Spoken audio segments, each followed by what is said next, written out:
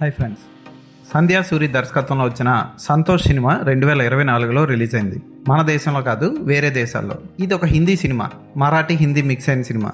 ఈ సినిమా మన ఇండియాలో ఎందుకు రిలీజ్ కాలేదు అన్న డౌట్ నాకు ఎప్పటి నుంచో ఉండిపోయింది. సెన్సార్ పర్మిషన్ ఇవ్వలేదని, ఈ సినిమాని ఇండియాలో రిలీజ్ చేయలేదని చాలా వరకు న్యూస్ చూశాను. సెన్సార్ ఎందుకు పర్మిషన్ ఇవ్వలేదు, అసలు ఏముంది ఈ సినిమాలో అనిపించింది.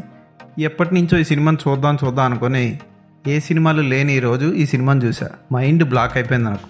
ఈ సినిమా ఏంటో, ఈ సినిమా కథ ఏంటో ఇప్పుడు చూద్దాం. కానిస్టేబుల్ అయిన తన భర్త ఓ దాడిలో చనిపోతే అతని జాబ్ అతని భార్య సంతోష్ అనేది మగ పేరు కాదు, ఆడవాళ్ళకి కూడా పెడతారు, ఆ అమ్మాయికి ఇస్తారు. ఆ తర్వాత కానిస్టేబుల్గా జాయిన్ అయిన సంతోష్కి నూతులో పడి చనిపోయిన ఓ అమ్మాయి కేసు వస్తుంది.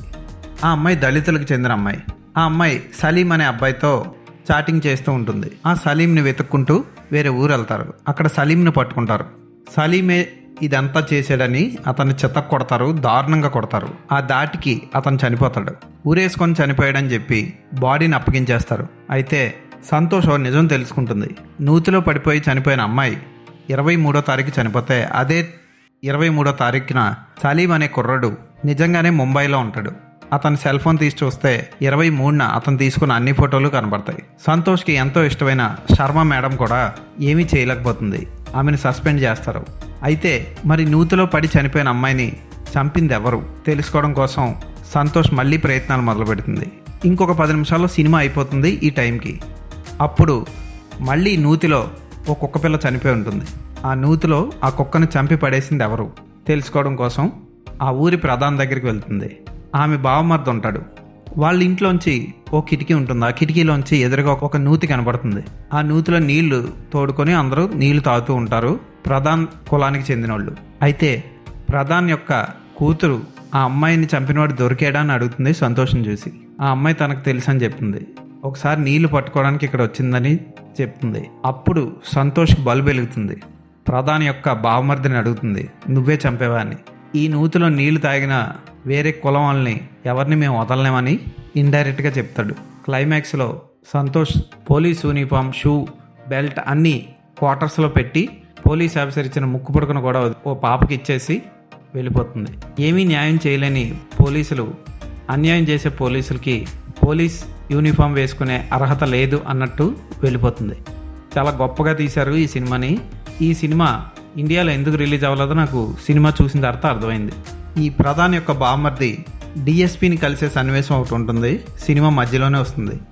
అక్కడే ఫస్ట్ టైం సంతోష్ని కూడా కలుస్తాడు. అక్కడే మనకు అర్థం అవ్వాలి, కానీ క్లైమాక్స్ వరకు అర్థం అవ్వదు. దర్శకురాలు అలా తీసింది. చాలా ఆలోచనాత్మకంగా చాలా బాగా తీశారు. హార్ట్ టచ్ చేసింది సినిమా. టేకింగ్ కూడా చాలా రాగా ఉంటుంది. సంతోష్ పాత్రలో షహానా గోస్వామి చాలా బాగా చేసింది. ఆవిడ ఎక్స్ప్రెషన్స్ కానీ, బాధ కానీ, నిస్సహాయత అన్నీ చూపించింది చక్కగా తెర మీద. శర్మ పాత్రలో సునీత రజ్వార్ అదర కొట్టిందని చెప్పొచ్చు. సిగరెట్ కాలుస్తూ, గుట్కాలు వేసుకుంటూ, మరోవైపు మంచి పోలీస్ ఆఫీసర్ అయిన సంతోష్ని ఎంకరేజ్ చేస్తూ, నిజాయితీగా చేసిన తప్పును ఒప్పుకొని ఏమీ చేయలేక పోలీస్ పరువు నిలబెట్టడం కోసం ఆవిడ చేసిన పని బాధ కలిగిస్తుంది. మిగతా పాత్రలన్నీ కూడా వచ్చిపోతూ ఉంటాయి. సలీం పాత్రలో చేసిన కుర్రోడు కూడా చాలా బాగా చేశాడు. అతన్ని ఇంట్రాగేట్ చేసే సన్నివేశంలో అతనికి వేసిన మేకప్ అదిరిపోతుంది. ఈ సినిమా చూసిన తర్వాత నార్త్ సైడ్ కన్నా మన సైడు అంటే మన సౌత్ స్టేట్స్లోనే పోలీస్ ఆఫీసర్లు చాలా బెటర్ అనిపిస్తుంది. నిన్నే నేను ఒక ఇన్స్టాలో వీడియో చూశాను. మోమోస్ అమ్ముతున్న అమ్మాయి మీద వేడివేడి నీళ్లు తోసేసి ఏమీ పట్టనట్టు వెళ్ళిపోయిన పోలీస్ ఆఫీసర్ ఎంత నిర్లజ్జ, సిగ్గు లేకుండా, మానవత్వం లేకుండా ఆ పని చేశాడో.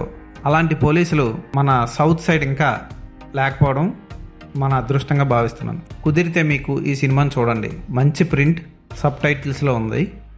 ఈ సినిమా ఇండియాలో ఇందుకే రిలీజ్ అవ్వలేదు. ఫోటోగ్రఫీ బాగుంటుంది, బ్యాక్గ్రౌండ్ మ్యూజిక్ బాగుంటుంది, డైలాగ్స్ కూడా బాగుంటాయి. చాలా న్యాచురల్గా రాశారు. ఈ సినిమాకి నేను ఇచ్చే రేటింగ్ 4/5.